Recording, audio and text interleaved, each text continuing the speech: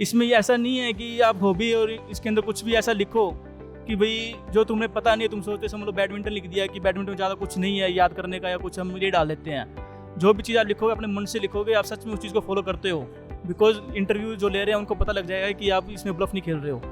नमस्कार दोस्तों, उम्मीद है आप सब अच्छे होंगे। आज मैं आप सभी को लेके आ रहा हूँ कहाँ पे, यूपीएससी यानी कि यूनियन पब्लिक सर्विस कमीशन यानी कि संघ लोक सेवा आयोग के ऑफिस पे। ये दोस्तों आज डे 1 है और डे 1 बहुत इंपॉर्टेंट है। क्यों? क्योंकि आज है इंटरव्यू का डे 1। जो भी बच्चे यूपीएससी मेंस में क्लियर क्वालिफाई कर चुके हैं, लगभग 1800 से ऊपर बच्चों ने क्वालिफाई किया और उनका इंटरव्यू स्केड्यूल हुआ है। आप देख सकते हैं हमारे पीछे कई सारे ऐसे एस्पिरेंट्स हैं जो कि अकेले आए हैं, जो कि अपने माँ बाप के साथ आए हैं, जो कि अपने माँ बाप का आशीर्वाद भी लेके आए हैं, कुछ अपने दोस्तों के साथ आए हैं, बस इस उम्मीद में कि ये सफर बस जल्दी से खत्म हो जाए, क्योंकि ये जगह वही जगह है जहां आपका आखिरी मंजिल, आखिरी सफर कंप्लीट होने वाला होता है। क्योंकि इसके बाद है मसूरी, इसके बाद है लबासना और आपके बीच में ये जगह ऐसी है जिस पे आप अगर फतेह हासिल कर लेंगे तो आप आईएएस बन जाएंगे, आप एग्जाम क्रैक कर लेंगे। तो बस इंतजार किस बात का है, आइए चलते हैं उन एस्पिरेंट्स जो आज इंटरव्यू दे के आ रहे हैं उनसे पूछने कि आखिर क्या माहौल है अंदर का, कैसा रहा उनका इंटरव्यू। तो दोस्तों हमारे सामने विशाल जी हैं जो रिसेंटली अभी इंटरव्यू दे के आए हुए हैं। सबसे पहले तो सिविल दिल्ली की पूरी टीम की तरफ से आपको ढेर सारी शुभकामनाएं sir. We wish you all the best. Sir कैसा रहा इंटरव्यू, मतलब अंदर क्या माहौल था? इंटरव्यू काफ़ी अच्छा रहा था और बोर्ड मेंबर्स कितने ज़्यादा अच्छे थे कि मतलब they were very calm and composed, और जो क्वेश्चंस उन्होंने पूछे थे सो सिंपल, इस तरह से नहीं था कि भाई दे आर मतलब डरा रहे हैं बच्चों को, ऐसा कुछ भी नहीं था। मतलब बहुत ही जनरल क्वेश्चन थे। Whatever you have written on your DAF, it's very important to analyse and understand each and everything about the your detailed application form. मतलब डेफ से रिलेटेड ही पूरे क्वेश्चंस आपसे पूछे गए थे या फिर बाहर से भी? Whatever you write in your DAF, सारे क्वेश्चन उसी के आसपास से घूमते हैं, तो उसके अलावा आपको कहीं बाहर की चीज़ें कुछ भी करने की जरूरत नहीं है। बस आप रिसेंटली न्यूज़पेपर जुड़ करके जाइए, बिकॉज उसके अंदर से भी काफ़ी क्वेश्चंस निकलते हैं। सर ये आपका आपने कहा 4th अटेम्प्ट था, this is your first interview. आपने इंटरव्यू में आने से पहले मतलब क्या ऐसे तैयारी की थी? अगर हमारे व्यूवर्स को अगर आप बताएंगे, शायद कुछ बच्चे हैं जो कि ये समझना चाहते हैं कि क्या प्रिपरेशन होनी चाहिए इंटरव्यू के दौरान। इंटरव्यू के प्रिपरेशन से पहले सबसे पहले आपने जो डेफ भरा है उसको आप प्रिंट आउट ले लीजिए और उसके बाद में उसकी एक एक चीज़ को आप एनालाइज कीजिए। फॉर एग्जांपल तुम्हारा जो रोल नंबर है वो आपसे ये पूछ लेंगे कि आपका रोल नंबर क्या है। रोल नंबर पूछ लेंगे तो फिर ये भी पूछेंगे कि आपके जितने भी डिजिट्स हैं रोल नंबर के, उनको ऐड करके बताइए कि उसके कितना नंबर आ रहा है। तो सर ऐसे क्वेश्चंस भी आते हैं? They can ask anything, it doesn't matter कि आपको आंसर आता है नहीं आता, बट वो जस्ट देखते हैं कि आप कहीं हाइपर ना हो जाए उस चीज़ को देखकर। सेकंड थिंग, अगर आप बता रहे हैं कि आपका नाम XYZ कुछ भी है तो वो ये भी पूछ सकते हैं कि आपके नाम का मतलब क्या है। तो वो कुछ भी पूछ सकते हैं, मतलब सब कुछ डेफ के अंदर से आएगा। अगर आप अपनी हॉबीज़ में भी कुछ लिख रहे हैं तो हॉबीज़ का जो है आपको प्रॉपर डेफ में पता होना चाहिए। सर आपकी हॉबीज़ क्या थी? आपने मतलब क्या बताया, क्या थी आपकी हॉबीज़? मेरी हॉबीज़ बेसिकली बैडमिंटन प्ले करना है, और इसके साथ मैं एक्स्ट्रा करिकुलर में नहीं कह सकते, वैसे जो मेरा एक इंटरेस्ट और है जो मैं ट्रेड करता हूँ इक्विटी मार्केट के अंदर, ये मेरा एक। अच्छा, हाँ जी। ये तो फिर बहुत ही मतलब इक्विटी मार्केट के बहुत बड़ी चीज़ हो गई, क्योंकि नॉर्मली लोगों को नहीं पता होता है। तो क्या आपको प्रॉब्लम नहीं फेस हुई अंदर? मैं बहुत ज़्यादा श्योर था, बिकॉज मेरे को इसके बारे में अच्छी खासी नॉलेज है, दैट्स वाई मेरे को इतनी प्रॉब्लम नहीं थी। तो इसमें ये ऐसा नहीं है कि आप हॉबी और इसके अंदर कुछ भी ऐसा लिखो कि भाई जो तुम्हें पता नहीं है, तुम सोचते समझ लो बैडमिंटन लिख दिया कि बैडमिंटन में ज़्यादा कुछ नहीं है याद करने का या कुछ, हम ये डाल देते हैं। जो भी चीज़ आप लिखोगे अपने मन से लिखोगे, आप सच में उस चीज़ को फॉलो करते हो, बिकॉज इंटरव्यू जो ले रहे हैं उनको पता लग जाएगा कि आप इसमें ब्लफ नहीं खेल रहे हो। तो आप चाहे कुछ भी चीज़ है, चाहे आप जॉगिंग करना पसंद करते हो तो आप जॉगिंग लिखिए, आपको अगर लूडो खेलना पसंद है तो आप लूडो लिखिए।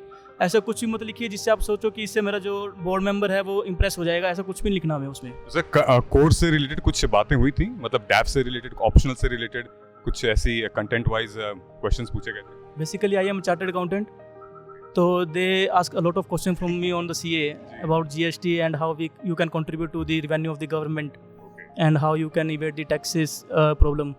So these type of question that revolves a lot on your optional as well as your stream. So is that easy for you to answer that questions, और या फिर कुछ घुमा फिरा के उन लोगों ने बोला था?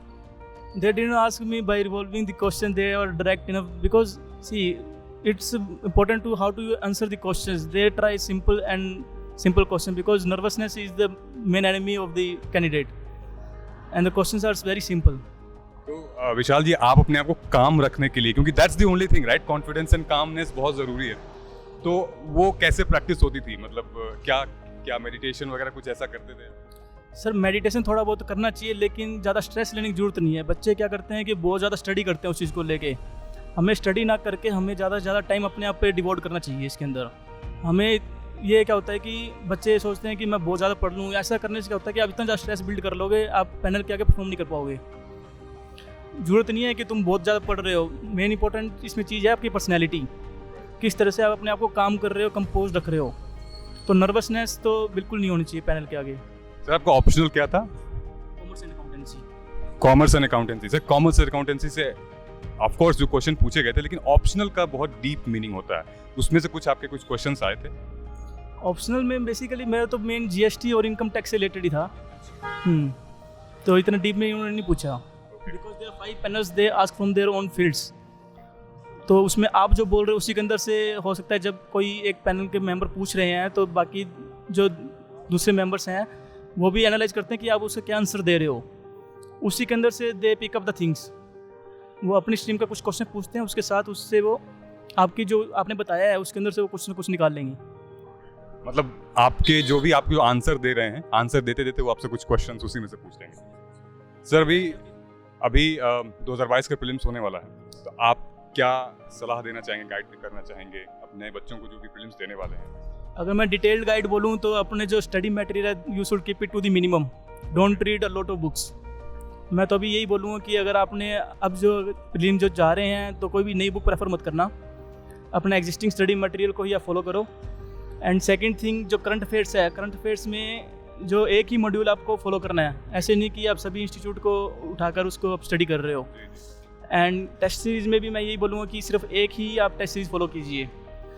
इसमें क्या होता है कि आपको मेन जो है जो आप टेस्ट सीरीज़ फॉलो कर रहे हो उसका आप एनालाइज कीजिए हर एक क्वेश्चन को। ऐसे नहीं है कि आपने टिक लगाया जो आपका सही आ गया तो आप उसको चेक नहीं करोगे, लेकिन उसकी फिर भी आप डिटेल जो आंसर दिए हुए हैं उसको आपको जरूर फॉलो करना है।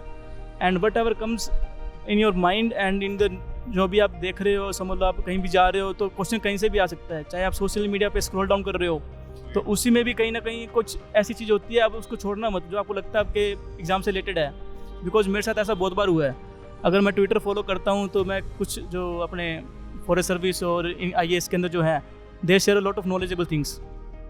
तो एक क्वेश्चन आया था पहले, एलिफेंट से रिलेटेड आया था प्रीलिम में, and it was shared by Indian forest service department के एक थे officer. Exact question was plotted on to the prelim, it was not available anywhere in the study material. तो मैं ये कह रहा हूँ कि आप एकदम अपने आइज़ और ईयर्स को ओपन रखो, किसी चीज़ को इग्नोर नहीं करना आपको। तो स्ट्रेस नहीं लेना है और उसका प्रिपरेशन आप स्टार्ट कीजिए। और ये भी नहीं है कि आप थ्रू आउट द डे पढ़ रहे हो, प्रिपरेशन के थ्रू आपको सिर्फ 5 घंटे 6 घंटे भी इनफ है। तो एक प्लान ज़्यादा मस्ट है इसके लिए। Thank you so much Vishal ji, thank you so much sir, all the best. तो दोस्तों ये थे विशाल जी, एंड काफ़ी इंसाइटफुल इन्फॉर्मेशन इन्होंने दी। आई होप इनके इन्फॉर्मेशन को आप अप्लाई करेंगे अपने आने वाले जर्नी में UPSC 2022 में। और हम तो हैं ही, हम कहाँ जा रहे हैं, हम तो तैयारी करवाएंगे, मेंटरशिप देंगे, ठीक है। तो ऑल द वेरी बेस्ट, मिलते हैं अगले वीडियो में। Subscribe to our YouTube channel and press the bell icon on the YouTube app and never miss another update from Civil's Daily.